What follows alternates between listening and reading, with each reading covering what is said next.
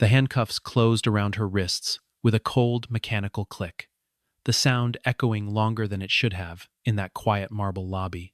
Sheriff Dorian Kessler stood over her, his voice flat and final, the voice of a man who had said the same sentence 100 times before to 100 different people. "You're under arrest for resisting authority." The woman did not beg. She did not raise her voice. She simply looked at him, steady and unhurried, and asked a single quiet question that seemed to hang in the air far longer than 4 words should. "Are you sure you want to do this?" Kessler smirked, called her difficult, uncooperative, and ordered her taken to a holding cell without another word. He had no idea that the woman standing in front of him was not an ordinary citizen, that the calm in her eyes was not fear waiting to surface, but patience, waiting to be proven right. Less than 10 minutes later, the phone at the front desk of the sheriff's office began to ring, sharp and insistent, cutting through the low hum of the morning shift. A voice on the other end announced itself with 4 words that would change everything that Kessler thought he understood about that day, about his authority, and about the woman he had just placed in a cell without asking a single real question. "This is the White House Situation Room." The lobby of the Redmont County Administrative Building smelled like old paper and cheap coffee, and at 9 in the morning it was nearly empty except for a woman standing at the front counter, waiting. Her name was Zariah Voss, 39 years old, dressed in a plain gray coat, her posture calm but unmoving, like someone who had learned long ago that stillness was its own kind of power. She had come to request access to a set of public records, documents she believed she was legally entitled to see, and she said so clearly, without raising her voice, without repeating herself more than necessary. The clerk behind the counter shifted uncomfortably, glanced toward a back office, and said the files were unavailable, that she would need to come back another day, that the request required additional approval that no one behind the counter could actually name. Zariah did not argue. She simply asked the same question again, in the same even tone, the kind of tone that suggested she had all the time in the world and intended to use every minute of it. "Which statute allows you to deny me access?" No one answered. Minutes passed, and the clerk grew visibly more nervous, disappearing into the back room twice, whispering to someone out of view, while Zariah remained exactly where she was, hands folded, eyes steady, watching the small performance of avoidance unfold in front of her. Without so much as a shift in her weight, she was not shouting. She was not making a scene. She was simply refusing to leave until someone gave her an actual reason, and in a small county office unaccustomed to being questioned, that refusal alone was enough to summon a man in uniform. Sheriff Dorian Kessler stepped out from behind the door, 52 years old, broad-shouldered, used to being obeyed the moment he entered a room. He did not ask what had happened. He looked at Zariah for exactly 2 seconds and decided, without evidence, that she was the problem, the way he had decided about dozens of people before her over the course of his career. "You're causing a disturbance," he said, and Zariah calmly asked him to state the legal basis for that claim. Kessler's jaw tightened. He was a man who measured respect by how quickly people lowered their eyes. And Zariah was not lowering hers, was not offering him the small, familiar surrender he expected from everyone who walked through that door. "You're making this harder than it needs to be," he told her, and she answered without flinching, without the slightest change in her tone. "I'm asking a question you don't want to answer." That was the moment everything shifted, the moment the room seemed to hold its breath. Kessler ordered her hands behind her back. The charge was vague by design: disorderly conduct, failure to comply, the kind of language used 1,000 times before against people who simply refused to stay quiet, language flexible enough to justify almost anything, and specific enough to survive almost no scrutiny at all. Zariah did not resist. She let the cuffs close around her wrists, let herself be led toward the back hallway, past a row of empty plastic chairs, and before the door swung shut behind her, she turned her head just slightly and said one last thing to the sheriff, a sentence so calm it barely sounded like a warning at all. "Remember exactly what you just did." Kessler laughed under his breath, certain he had just handled a difficult woman on an otherwise unremarkable Tuesday morning. He had no idea he had just placed his hands on something far larger than himself, something that had already begun moving through channels he had never once had reason to think about. The holding cell was small, gray, and smelled faintly of bleach, and the officers who walked past it expected to see tears, or anger, or the kind of desperate pleading they had grown used to seeing from people who suddenly understood how little control they had left. Instead, they found Zariah sitting perfectly still on the metal bench, her expression unreadable, her breathing even, her hands resting loosely in her lap, as though she were waiting for a train rather than sitting in a cell. She did not cry. She did not shout for a lawyer. Instead, she began asking precise, methodical questions, one after another, in a tone that never once wavered. The name of the arresting officer, the exact time of the arrest, down to the minute if possible, the stated cause, spelled out in full, rather than abbreviated into a code. Which camera in the building had captured the incident, and whether that footage was stored locally or backed up elsewhere. A young officer near the desk, a woman named Casey Lindholm, found herself unsettled by how fluently Zariah spoke, as if she had recited procedure 100 times before, as if she understood the machinery of the system better than the people currently operating it. Zariah never mentioned what she did for a living, never offered a single detail that might explain the confidence radiating off her in that small gray room. Sheriff Kessler wandered past the cell not long after, unable to resist one last jab, leaning against the bars with the easy contempt of a man who had never once been made to answer for himself. "You think you're some kind of lawyer?" he asked, and Zariah looked up at him without any trace of anger. "No," she answered simply. "I just know my rights." The sheriff's frustration deepened, because there was nothing about her tone he could push against. No crack of fear he could widen into control. No visible weakness he could use to remind her of exactly who held the keys in that building. He turned to his officers and instructed them to write the report in a way that framed her as combative, insisting the paperwork reflect resistance rather than compliance, insisting that the record match the story he had already decided to tell. One young deputy hesitated, glancing at the ceiling-mounted camera that clearly showed a woman, until the pressure of a badge and a paycheck outweighed whatever discomfort the deputy felt watching his own name go beneath a lie. Zariah heard every word of it through the thin walls of the holding area, and she said nothing at all, offered no protest, no correction, no reaction that might have satisfied anyone watching for one. She simply glanced at the clock on the wall, then spoke quietly, almost to herself, in a voice just loud enough for Officer Lindholm to catch as she passed by with a clipboard in hand. "They'll start looking for me in a few minutes." Lindholm frowned, unsure who they could possibly mean, unsure why a woman sitting in a county holding cell would speak with such certainty about being found, as if her arrest had already been noticed somewhere far beyond these walls. There was no panic in her voice, no bravado, only the calm patience of someone checking a clock before an appointment she already knew was coming. At one point, a second officer, older and more weathered than Lindholm, stopped by the cell out of simple curiosity, the kind that comes from decades of watching people crumble under the weight of an arrest and wondering, quietly, why this particular woman hadn't. He asked her, almost gently, whether she wanted water, whether she was comfortable, whether there was anyone she needed to contact before things went any further. Zariah thanked him for the offer and declined all three, her voice carrying no trace of hostility toward him personally, only a distance that suggested she understood the difference between the man asking and the man who had ordered her cuffed in the first place. "You're not the one I have a problem with," she told him, and the officer, unsettled by how easily she separated the individual from the institution, walked away without quite knowing what to do with the sentence. Lindholm lingered a little longer than the others, drawn by something she couldn't name, some instinct telling her that the woman in the cell understood far more about the machinery of law enforcement than any ordinary detainee had reason to. She noticed the way Zariah tracked the movement of every officer who passed, not out of fear, but out of habit. The way someone might note the exits in an unfamiliar room without ever needing to use them.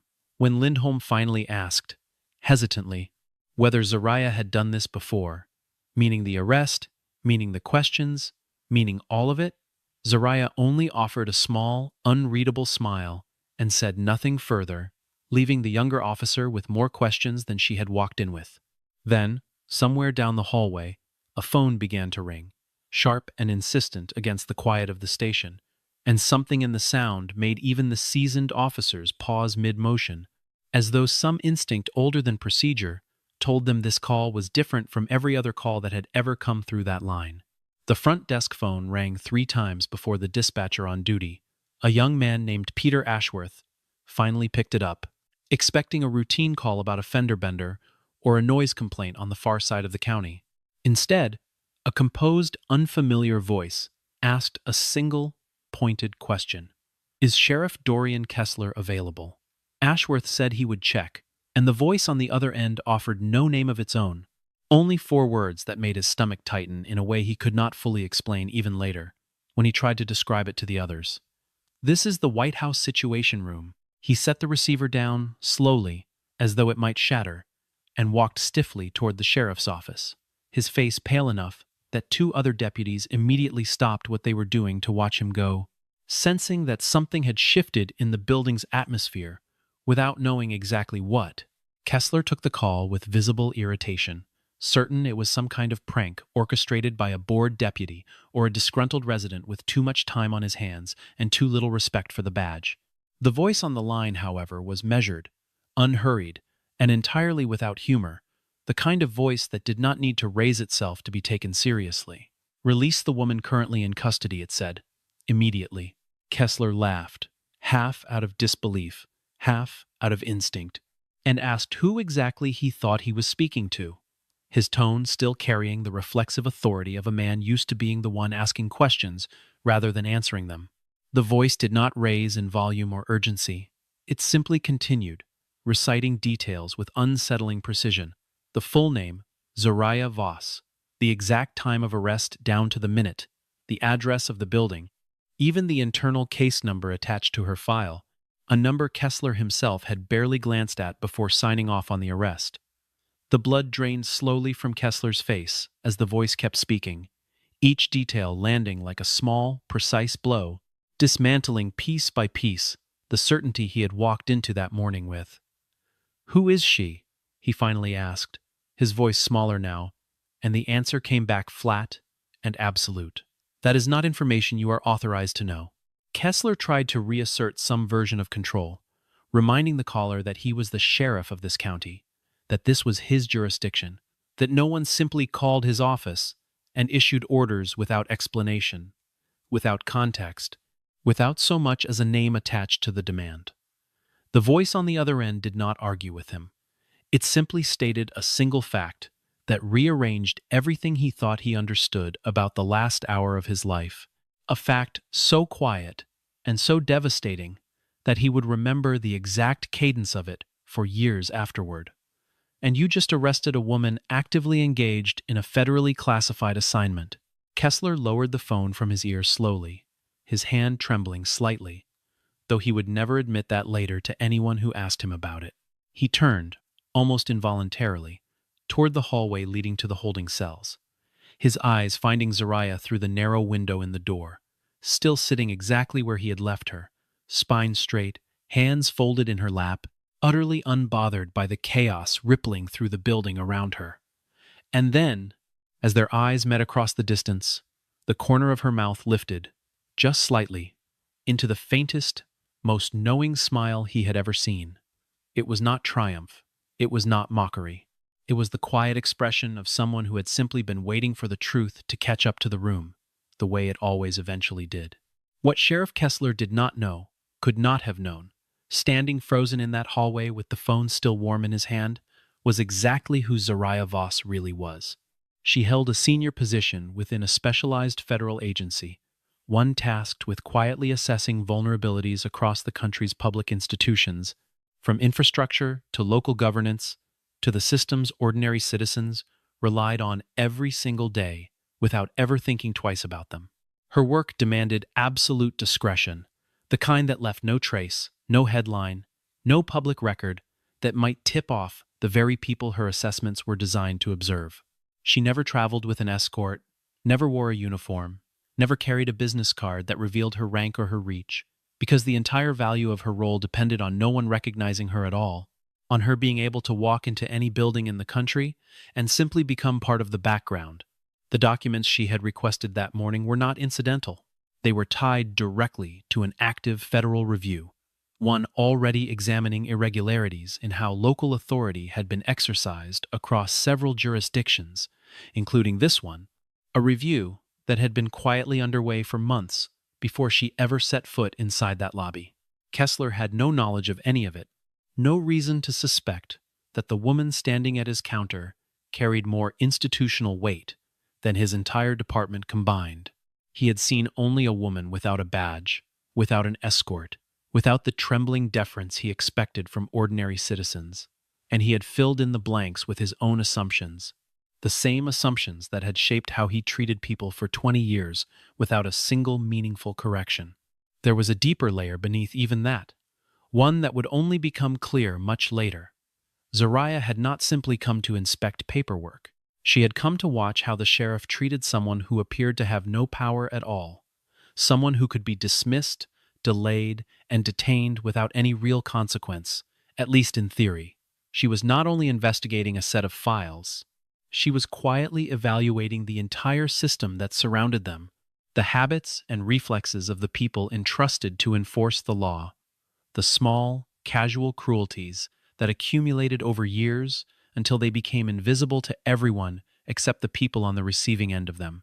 In a memory that surfaced briefly as she sat in that cell, a former colleague once warned her that field assessments carried risk, that if a local official ever learned who she truly was, his behavior would change instantly, becoming performative rather than honest, careful rather than revealing.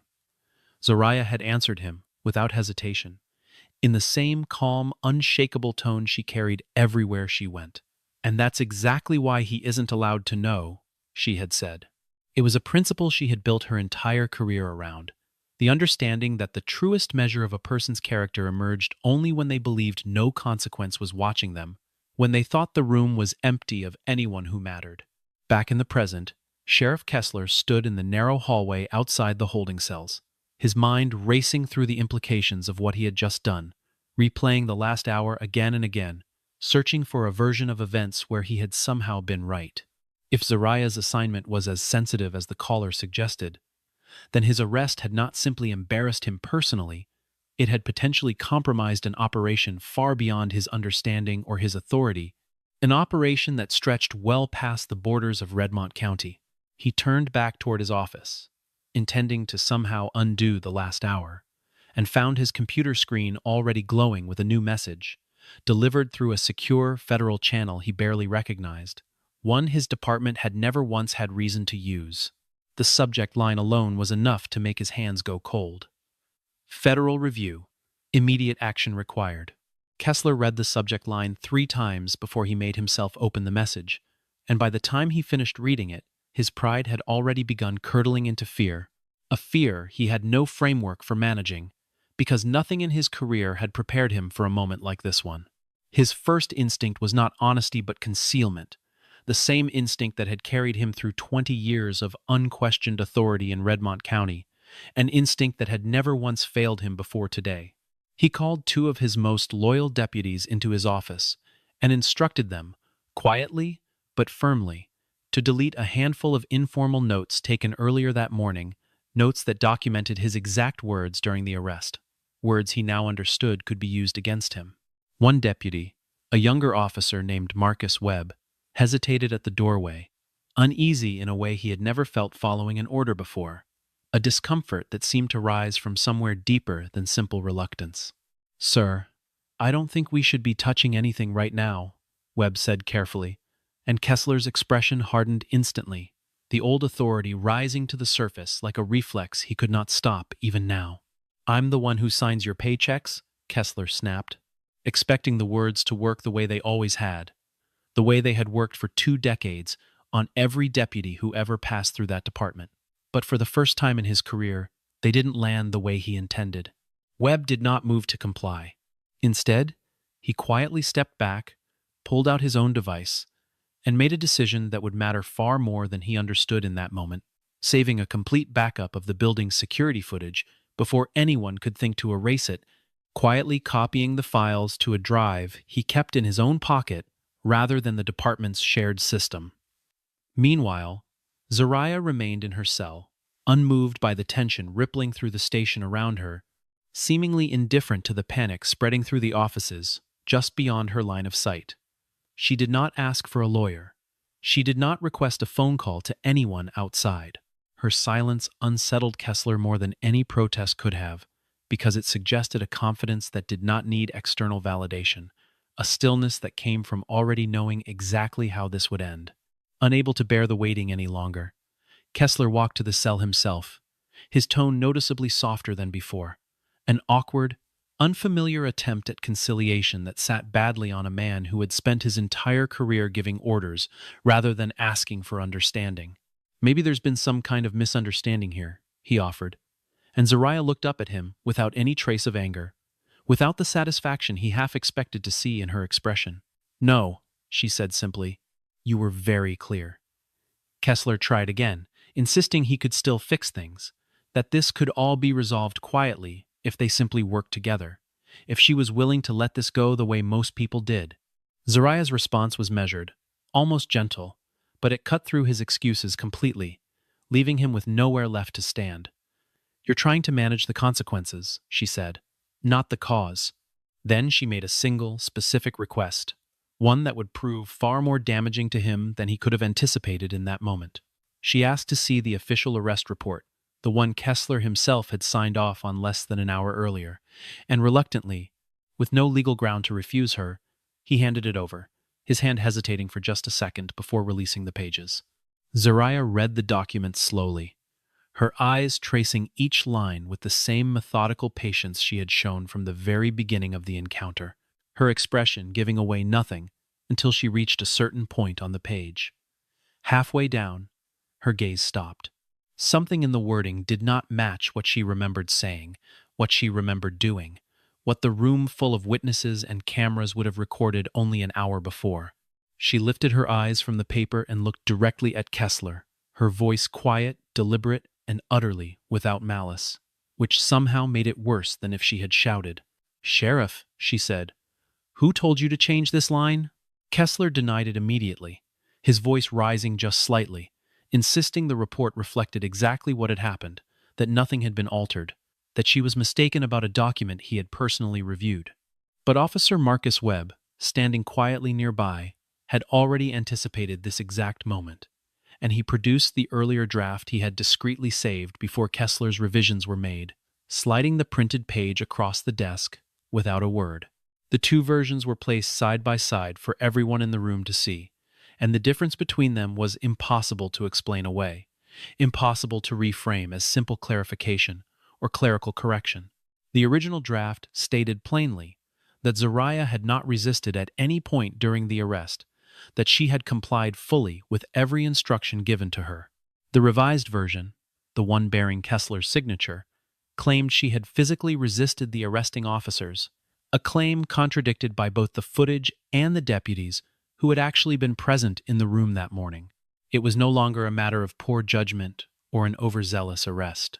Altering an official report to misrepresent the facts of a detainment was a far more serious offense, one that carried legal consequences of its own, separate entirely from whatever mistakes had led to the arrest in the first place. Another call came through from the federal line not long after, and this time the voice on the other end did not bother with pleasantries, did not soften the message the way it had earlier that morning. "We've received the complete footage," the caller stated, and Kessler, his throat suddenly dry, asked the only question he had left to ask. "What do you want from me?" The answer came back simple, immovable, and devastating in its clarity. 4 words that seemed to settle over the entire room, like a verdict already handed down: the truth. Later that day, someone from the federal team asked Zariah directly whether she intended to pursue formal charges against the sheriff personally, whether she wanted him prosecuted for what he had done to her that morning. She did not answer right away. She sat with the question for a long moment, staring past the person asking it, as though she were looking through the walls of the building itself toward something much larger than this single office, this single county, this single day. When she finally spoke, her answer reframed the entire situation into something larger than her own experience, something that reached back years before she had ever walked through those doors. "I want to know how many people this happened to before me," she said, and the room fell silent, because everyone understood, almost instantly, that the story was no longer only about one arrest, one sheriff, one difficult morning that had gone sideways in an administrative lobby. It was about a pattern, something that had been quietly repeating itself for years, without anyone in a position to notice ever bothering to look closely enough. At Zariah's request, federal investigators began pulling records from years back, cross-referencing arrest logs against the vague, familiar language that had justified them, sifting through box after box of paperwork that had never been meant to be read together as a whole. The phrases repeated themselves with uncomfortable consistency across file after file: being difficult, failure to comply, disrespecting authority. These were not legal terms. They were excuses, dressed up to look official, used again and again to justify detaining people who had simply refused to be intimidated into silence. People whose names investigators were now reading aloud for the first time in years. Many of those cases never went anywhere because the people involved lacked the money for a lawyer, lacked the connections to push back, lacked anyone willing to listen when they said the arrest had never made sense in the first place. A young man arrested for asking why his car had been towed. An elderly woman detained overnight for questioning a citation she believed was issued in error. A teenager held for hours after refusing to apologize for something he insisted he had never done. Kessler had dismissed each of those cases individually over the years, filing them away as minor incidents, nothing worth revisiting, nothing that reflected poorly on him or his department, nothing that kept him awake at night. Now, laid out together, cross-referenced by date and by officer and by outcome, the individual incidents stopped looking like isolated judgment calls and started looking like something far more troubling: a consistent method of control disguised as routine policing, a habit so ingrained that no one inside the department had ever thought to question it. Kessler, faced with the scale of what investigators were uncovering, tried to shift blame downward, insisting his deputies had acted on their own initiative in several of the older cases, that he had simply trusted his people to make reasonable decisions in the field. The records told a different story. His signature appeared on the majority of the approvals, page after page, year after year, in handwriting that grew more confident with each passing case. Investigators found a case from nearly 9 years earlier involving a man named Thomas Riley, arrested outside a grocery store after asking an officer to explain why his vehicle had been searched without his consent. The report from that day used almost the exact same language that would later appear in Zariah's file: the same accusation of failing to comply, the same insistence that the citizen in question had been combative when no footage from the period supported the claim, because at the time, none of the department's cameras had even been functioning correctly. Riley had spent 2 nights in a cell before the charges were quietly dropped, and he had never received an apology, an explanation, or so much as an acknowledgement that anything about his arrest had been unusual. There was another case, more recent, involving a young mother named Denise Calloway, detained for nearly 6 hours after she refused to sign a citation she believed had been issued to the wrong vehicle entirely. Investigators found her original complaint buried in a filing cabinet, stamped and forgotten, never escalated, never reviewed by anyone above the rank of desk sergeant. When one of the federal investigators finally reached her by phone to inform her that her case was being reopened, she was quiet for a long moment before asking a single question that stayed with everyone who heard about it afterward. She wanted to know if anyone would have ever looked at her file again, if the woman from the White House call hadn't been arrested first. Zariah confronted him directly. Once the pattern became undeniable, standing across from him in a room that no longer belonged to him in any meaningful sense, a room that already felt like it belonged to someone else. "Power isn't measured by how many people are afraid of you," she told him, her voice carrying none of the anger the moment might have justified, only a kind of exhausted clarity that landed harder than any accusation could have. Kessler tried, weakly, to explain himself, to describe the pressure of the job, the expectations placed on him by a county that wanted results and wanted them quickly, that measured his success by how orderly the streets appeared rather than how fairly they were policed. "You don't understand the pressure I've been under," he said, and Zariah answered without hesitation, without softening the truth to make it easier for him to hear. "I understand it," she said, "but pressure doesn't give you the right to turn a citizen into a criminal." Within hours, an emergency suspension order arrived through the same federal channel that had first called the station that morning, and Kessler realized, standing alone in his office with the document trembling slightly in his hands, that the ground beneath him had already given way, that there was no version of this story left where he walked away unchanged. The suspension took effect almost immediately, and by the following morning, Kessler's access to the department's internal systems had been fully revoked, his badge quietly logged into an evidence locker rather than clipped to his belt for the first time in over 20 years. A federal review team arrived at the station within days, moving through the building with a quiet efficiency that felt almost surgical, interviewing deputies one by one in a small conference room that had once been used for nothing more dramatic than budget meetings and shift schedules. People who had stayed silent for years, afraid of what speaking up might cost them, finally began to talk, slowly at first, then with a kind of relief that surprised even them.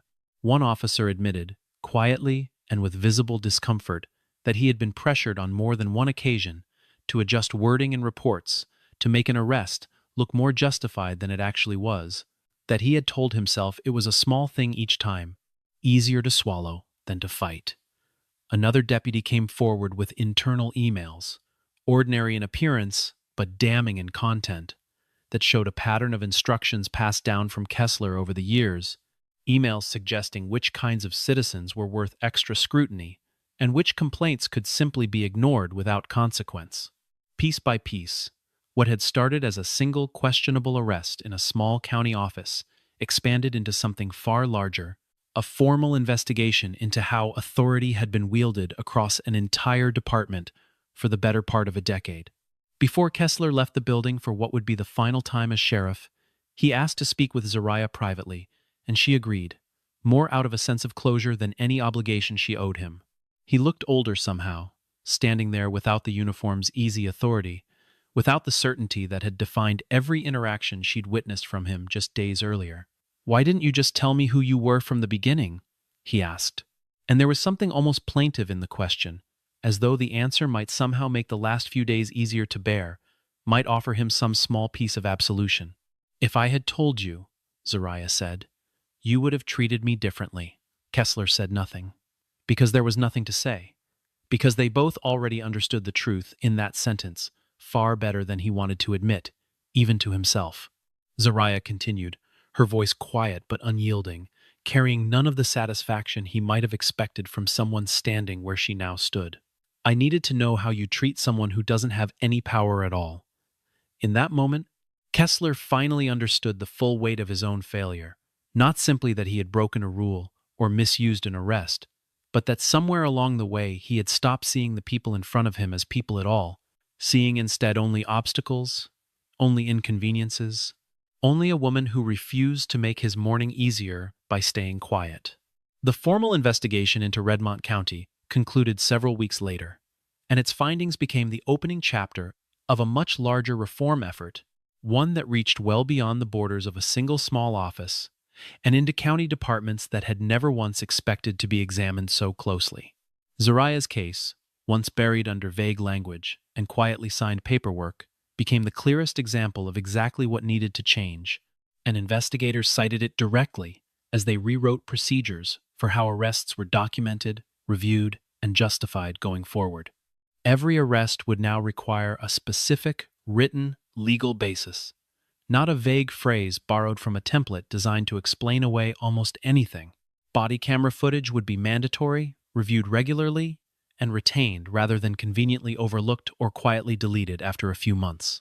Old cases across multiple counties, cases that had once been dismissed without a second glance, were reopened for review, some of them decades old. Their outcomes reconsidered in light of everything the Redmont investigation had revealed, about how easily a system could fail the people it claimed to protect. Zariah was invited to speak before a small gathering of federal and state officials shortly after the investigation closed, standing at a podium far removed from the gray holding cell where this entire story had begun. True to her nature, she did not spend much time talking about herself, did not dwell on the details of her own arrest or the drama of the phone call that had followed it. She spoke instead about the people who never had a woman named Zariah Voss walk into their case, the people who simply accepted the charge, paid the fine they couldn't afford, or spent a night in a cell because arguing felt more dangerous than compliance, because they had learned, sometimes painfully, that pushing back rarely ended well for people who looked like them, or spoke like them, or lacked the resources to fight it. Her closing words, delivered without theatrics, without raised volume, without any need to perform conviction she clearly already possessed, became the sentence most often repeated in the months that followed, quoted in memos and hearings far beyond that single room. "Justice is not the powerful treating the powerless with kindness," she said. "Justice is the powerless still being protected, even when they make the powerful uncomfortable." The room was silent for a long moment after she finished, the kind of silence that carries more weight than applause ever could, the kind that lingers in a room long after the person who caused it has already moved on to somewhere else. Kessler, for his part, faced both legal consequences and the permanent end of his career in law enforcement. Stripped of a badge he had worn for over 2 decades, his name attached now to a case study rather than a commendation. But the story that emerged from Redmont County was careful not to paint him as some singular villain, some uniquely corrupt outlier standing apart from everyone else in his profession.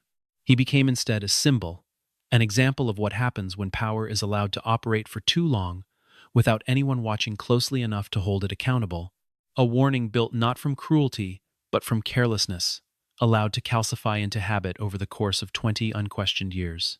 In the weeks that followed, a small working group was formed within the state's oversight office, tasked specifically with reviewing how vague justifications had been allowed to survive so long inside official paperwork. And Zariah, though not required to participate any further, agreed to sit in on 2 of their early sessions as an outside advisor. She spoke plainly, without exaggeration, describing not just what had happened to her, but what she had watched happen to a system left unexamined for too many years. A system that had convinced itself its own habits were simply the natural shape of order.